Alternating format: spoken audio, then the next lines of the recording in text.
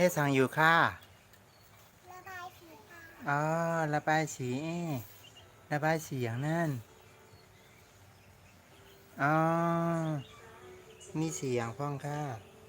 สีแดงมีสีเขียวสีส้มสีเหลืองสีขาวสีแดงสีล้ำเนี่ยเนาะกวนเออเตี๋ยวในอันหนึ่งอันดอกพวงมาลัยอันหนึ่งเนี่ยกะเสื้อสีหนึงเนี่ยกะอ่าพวงมาลัยเอาปูกันเล็กๆที่ลูก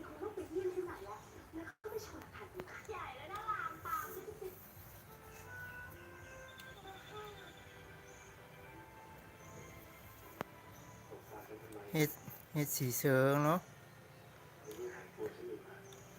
สีเสื้อสีแขนเนาะ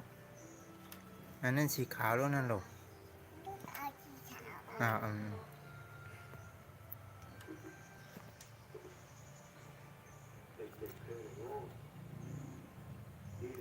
เอาเสื้อสีเหลืองนะลูกเสื้อสีเหลือง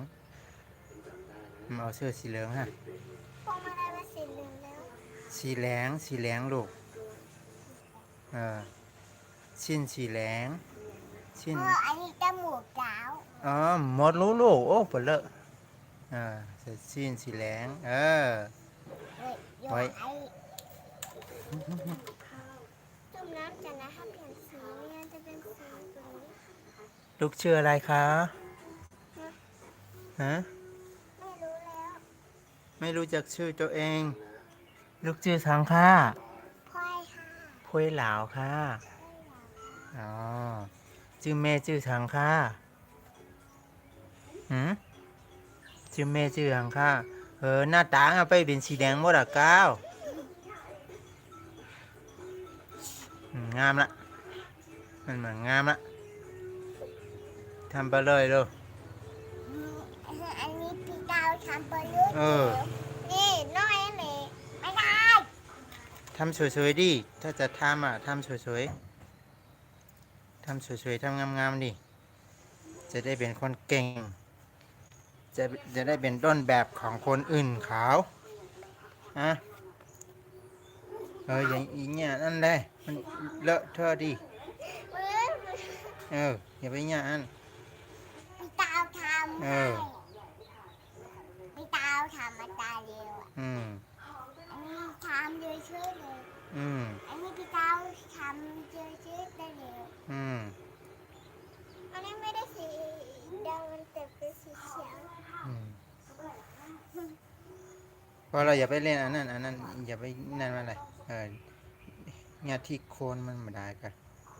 ทำผมมันน่ะสีดำอ่ะทำดำนะกันเอาแล้วลูกปล่อยอะฮะ